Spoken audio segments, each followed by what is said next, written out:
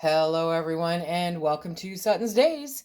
This week we are canning some chicken soup. Yes, we are, and we're going to take the easy way out. There's nothing wrong with the easy way out. Sometimes it's even more economical, okay? So when you consider that time is money, yeah, I'm saving some money here. We are going to make 7 quarts of chicken soup using a rotisserie chicken that we picked up from the grocery store because legitimately at the end of the day, it turns out being cheaper. I don't have to cook it.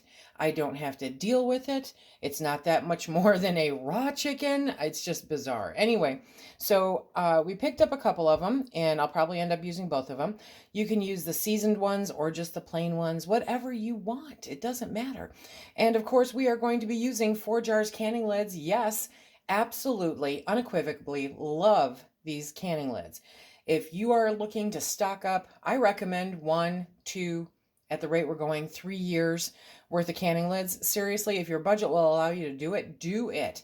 Now, it does cost more because of shipping for Canada and other countries, but they're still attainable and they're a quality, good lid.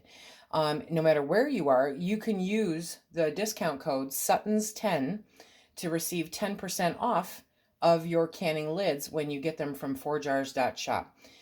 You can't beat that with a stick, right? The price point is spot on. The quality is way, way good. I have not had any issues with these lids at all. And we are having some issues with quality control with other companies. So, hey, do what you got to do. Do what, you feel is best for you and yours. But I know that personally, I am still stocking up on lids. So I recommend that everybody does because I don't think what we're going through is going to be over anytime soon. So, ForJars canning lids, check it out down below. Chicken soup is one of those things that you measure with your soul. So I'm not going to give you a recipe for this. I'm just going to show you what we do and how we do it. And that is actually the main part of this video. I do use carrots, I use onions, and I use celery. And you see I already diced this all up. And with the celery, I leave the leaves in. Yes, because those have amazing flavor. There is no reason to take them out. Very, very good in your soups and stews and everything else. And because I wanted to save some time and some money, because time is money, I am using a rotisserie chicken. So first, we're going to get started here, and I'm going to divide up these vegetables into the 7 quarts, and then we'll start breaking down these chickens. Measurements for soup, at least chicken soup, really are something that I feel you have to measure with your heart, okay? So it's what you and your family like and enjoy. One of the things to remember, though, is that when you are canning soup, you don't want solid contents more than half in the jar. The rest of it will be broth. Now, there's a really good reason in my mind for this, is because if you like chicken noodle soup, no, you cannot can rice and pasta safely. So don't put it in the jar, okay? But you have enough broth at that point when you do open it, so that should the desire be there to have noodles or rice, pardon me, something in there with it, that there's enough broth to handle it, okay? And it's all good. Now you can make dumplings, you can, whatever you feel like. And you can end up in minutes with a very good hearty soup that you and your family will love. Now, I'm doing it in quarts, which is unusual because you know me, I'm the pint person here with Phil and I. But with quarts, it guarantees that we have enough and can enjoy it any which way that we like. Personally, I totally dig some dumplings in my chicken soup. Yes, I do. So we're going to get these all filled up. Not filled up, but we're going to add the ingredients to all of these, and then we'll come back and break down some chicken. One of the things that you may ask is, hey, can I use my dehydrated or my freeze-dried vegetables? Yes, you can, absolutely. But you want to remember that, what am I thinking of? That carrots are very sweet, okay? And so you want to be careful how many of those when they're dehydrated and when they are, there we go, come on. And when they are freeze-dried, be careful how many you add, because carrots can make it really, really sweet. So here we have our itty bitty little chicken, right? And we bought him yesterday, threw him in the fridge because I ran out of time. And now we're going to go about deboning it and separating the skin. And we're just going to use the meat. I love it that I love using already cooked chicken. It just takes so much off of my plate, you know? So we're going to save the bones though. We're definitely going to save the bones because we are going to make some amazing bone broth with all of the leftover bones. So we're going to get this all done and taken care of. Super fast. Well, okay, maybe not super fast, but fast just the same. That is the meat from one chicken, okay? And these are the bones. And there's a little bit, teeny tiny bit of meat on there, but yeah, not enough to warrant. And that's all going to be put into the broth, so it's all good. So what is the difference between canning soup and canning chicken? Well, when you can soup, there are a couple of things that you have to keep in mind, okay? Number one is you cannot can anything that does not already have, you know, any of the ingredients. Don't add anything to your soup that does not already have an approved method of canning on its own. So if you want pasta or whatever, you know, you go look up and say, oh, look it, you cannot safely can pasta. So don't add it to your soup, period. End of story. No thickeners, no cornstarch. That's easy enough to add after the fact. There's no need to add it when you're canning it. If you want to be like Campbell's or Progresso or whoever, then go open up a manufacturing plant like they have. Home canning is a completely different animal than commercially canning anything. They have different equipment, different methods, the whole deal. So now you notice because we put it in the fridge, there's some gelatin that congealed up on the bottom. And I mean, it's already cooked. And because I cooled it overnight, it literally is just squeeze it off the bone. Yeah. So all good. I do take most of the skin off. If I miss some, it's no harm, no foul. Seriously, it's the flavor. Okay. And after that, you just squeeze it off. You can feel the bones. It's much easier to get them off. Dealing with hot chicken is no fun at all. And don't forget to tackle that backbone also, okay? So, is this foolproof? Probably not. Probably somebody will run across, you know, oh, I missed a little piece of cartilage or something like that. That's fine. Canning your own chicken soup, oh, it's so good because you know what's in it. Now, this year, I did it, you guys. I ordered 50 chickens, or 50 chicks, from a hatchery. And so those will be arriving at the end of the month, and we will start growing out our own birds. Now, this year, we're doing it a little bit different. We are bringing in light Brahmas. All I ordered was light Brahmas. I love that chicken. It's hardy for our cold Michigan winters. They're beautiful birds. They produce eggs wonderfully. And I was going to get some meat birds, but honest to goodness, I can't stand those birds. They're only around for 8 weeks, but it's like the longest 8 weeks of your life, I swear. So this year we decided, you know what? Instead of getting meat birds, we're just going to get a straight run from the hatchery. And it's pretty much a guarantee that half of those are going to be roosters. And if you are not familiar with chickens, there's only so many roosters you can have in a flock because they all want to be the boss, and it gets nasty and horrible, and they end up traumatized. It's just not a good thing. So at least, you know, I'm figuring, quite honestly, that half of those chickens are going to have to be dispatched. And that is not a bad thing. I raised them, I fed them, I loved them, I cared for them, just like the pigs, you know. And then we will process them. And when we process them, they will turn out like this, okay? Because we are going to turn them into soup. Most definitely. Do you see how quick and easy this is going? Super fast. So here's the back, and there's not normally a lot of meat on the back. There's a little, but I just put that in with the bones that I want to make broth out of, because you can still get lots of good stuff out of it, okay? Okay. And look at, I didn't have to turn on my oven. I didn't have to run my, all my stuff. I could just buy it like this. I'm not saying this is all the time. I'm saying this is a nice, easy way to do it. You don't have to. I'm not a purist when it comes to, some stuff, okay? Sometimes it's just easier to get it up on your shelf. That is the important part. Get it up on your shelf. Make it so that you and yours have something good and tasty to eat. Okay, there we go. So we have a nice bit of meat here that I'm going to be able to dice up just a little bit more and add to the soup. Now, obviously, because it's the whole chicken, we are going to have both the light and the dark meat in there. No harm, no foul. It's all good, okay? So let me get this cleaned up a little bit, and we'll be back.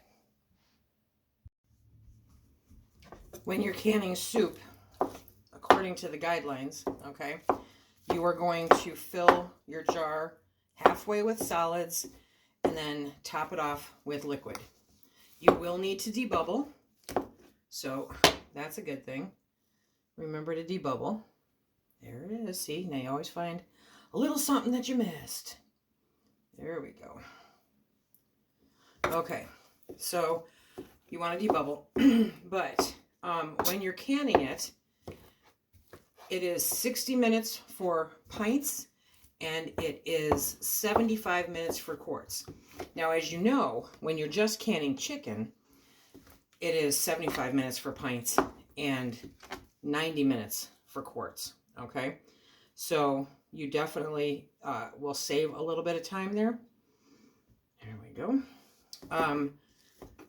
But you don't need to do it for that time, even though the meat's in there, because it's not a jar filled with meat, It's a jar that has other contents in it. So they've tested it. They have figured out when it is, safe, when everything has been killed off. Do I know everything? No.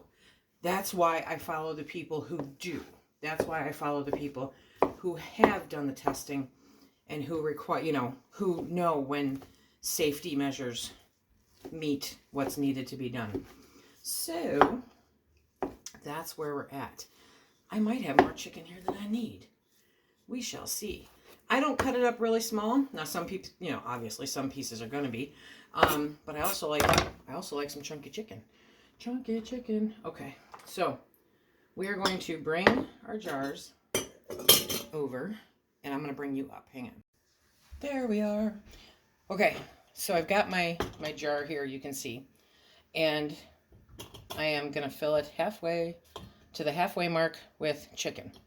So that's enough chicken. Now, in the background, I have a pot where I have some bouillon and some water, and we are bringing that up to temp, because the only way to do this is hot pack, okay? So we're going to bring all of this up to temp with hot water and bouillon. You can use stock. You can use whatever your little heart can, desires, as far as liquid goes. So you decide what you want there. Okay, and yeah, we'll see. And then go from there. Honestly, because I'm going for easy and tasteful, Thrive Life has some vegetarian, it just tickles my bone. Anyway, some vegetarian chicken broth. It's really good. I really enjoy it. Sometimes I will just grab a teaspoon of that bouillon for every cup of water, and I'll make myself a cup of hot, vegetarian chicken broth. And it kind of takes the chill out on a cold night without amping me up like coffee does, So it's something to consider. But you can use better than bouillon. You can use whatever you want. As far as broth goes, you can use straight up bone broth. That's good too. And then if you want, just season it to your preference. I'm literally relying on the bouillon and the seasoning that was on the chicken. That's going to be most of the flavor. If I want anything extra, I'll add it because I'm good with that.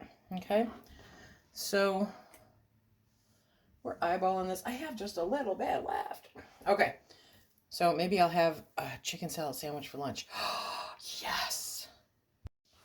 Guess what? So even though I read through it and I read through it and I read through it just to refamiliarize myself, because honestly, I can't tell you the last time I made chicken soup, but it was a goal this year for my canning list, which I will link down below. But I forgot that you're supposed to blanch the vegetables. I'm at this stage. Okay, so I am going to leave the stuff in the jars. Now, do I recommend this? No, I do not. Okay, if you are just learning to can, do it the right way. Please do it the right way. I am not going to start over. But what I am going to do is I'm going to can it for a longer time frame. Is this necessarily an approved method? No. And I feel really bad about that, okay? But what you should be doing is blanching your vegetables for the following reasons. Number one, it is because that way they are softer and they have been tested with this method and know that the heat and the pressure will remove any of the, issues. The chicken is cooked, obviously it's not hot, but it's cooked. So, you don't have to heat that up again. But if it's hot chicken, then great. Definitely blanch the vegetables, okay? Because I made this mistake, I am going to can it for the meat time because I want to make sure that those vegetables get cooked all the way through. Is it going to make them mushy? No, it's not. And the last time I checked, they don't crunch when you buy them from store canned either, okay? I don't recommend this. I do not. But for the sake of time and the fact that I don't want to empty out these jars, this is what I'm going to do. But I do recommend that, unlike me, that you remember to read thoroughly the directions when you are canning something. Stuff happens, guys. I'm not perfect, never claimed to be, okay? But this is how we're going to move forward with it. So normally, when you're doing soup like this, okay, you would can it for 60 minutes for pints or 75 minutes for quarts. I am going to can it for 90 minutes, which is what you would can chicken in quarts for. That will give me the comfort factor for myself and my household. I am not recommending this. I am not approving of this. If you ask me if it's okay, I'll say no, blanch them. But it's here. Life happens. This is what I'm going to deal with. So now we're going to get the broth. Now I have my pot of hot broth. And at this time, I'm also going to turn on my cooktop for my canner.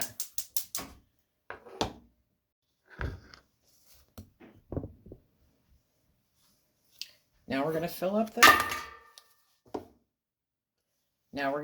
the jars, okay?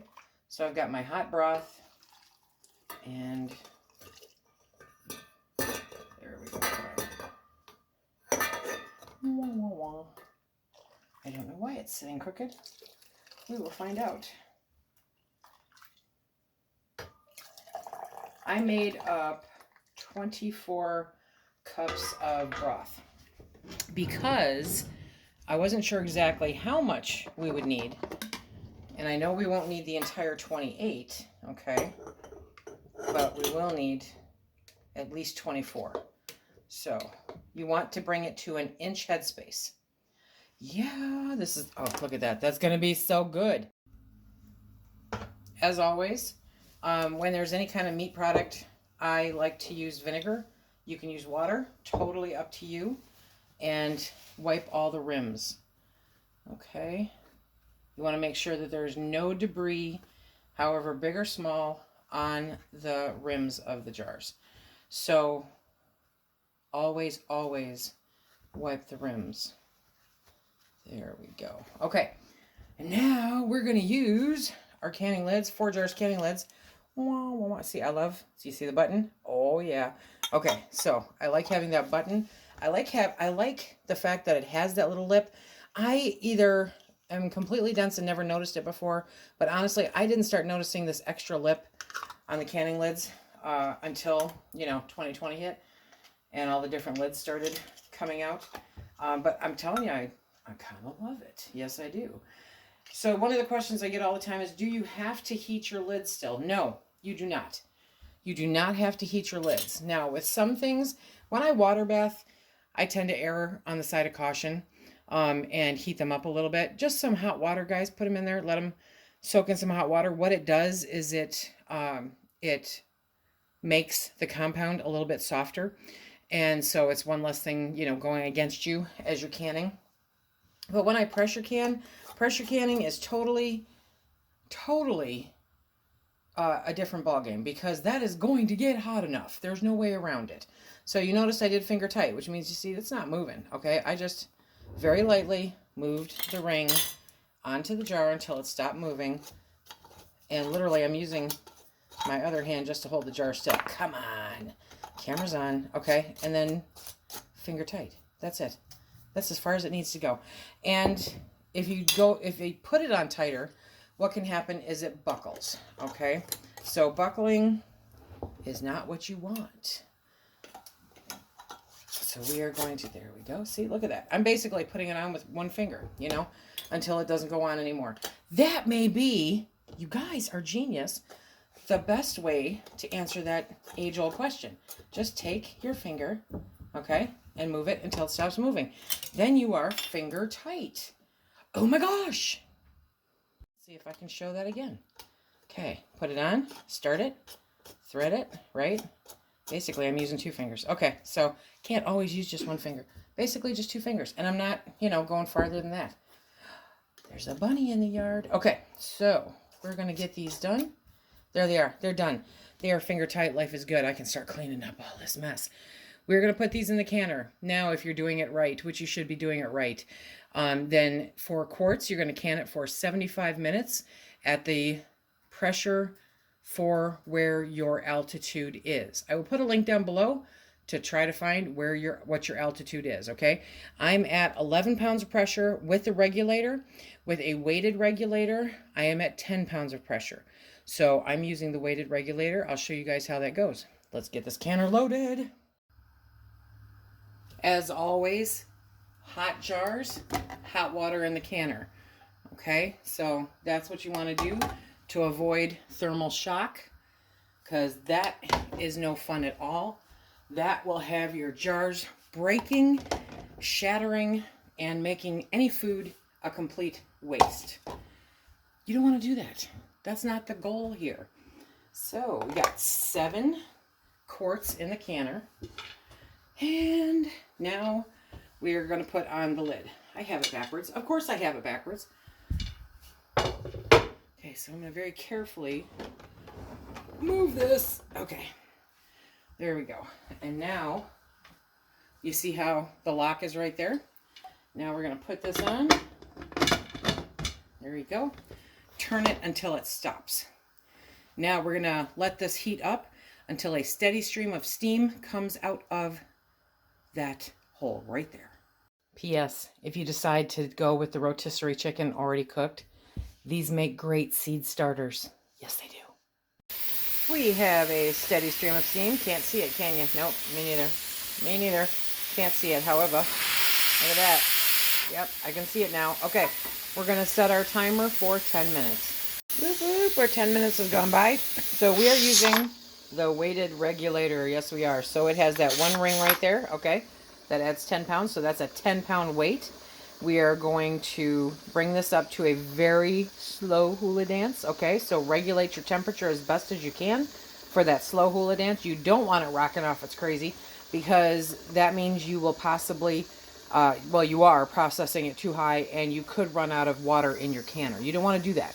That destroys your canner, okay? So we're going to adjust our temperature, make sure that gets to rocking. The minute it starts rocking at that nice slow hula, we are going to set our timers, and we'll be back. Here we are. The pressure canner depressurized naturally on its own after the time. Then we let it sit, and then we took off the regulator, and we let it sit another 5 minutes. Then we tilted the lid, let it set for another 5 minutes, and now we are pulling it out. Okay. And the house smells so good. So good. Okay. Oh, yeah, look at that. We have chicken soup, my friends. Yes, we do. Now, do not worry if it's floating or not floating, okay? Because it'll all settle its silly self down. Yes, it will. Oh, yeah, look at that. Vintage jars. So for those of you who are asking about whether or not you can use vintage jars, absolutely you can. Oh, I have one that's hissing. Okay, we'll see how that one does. Okay, but those are the jars. Look at that. Oh, it looks so good. Looks so good. Okay, so now we're going to let these sit for 24 hours or, probably until tomorrow. And then we will check the seals, make sure everything's sealed good. Technically, I'll know if it's sealed within 6 to 8 hours. But these are all doing their magic thing. And I look forward to being able to put these up on the shelf. It smells so good. It smells so good.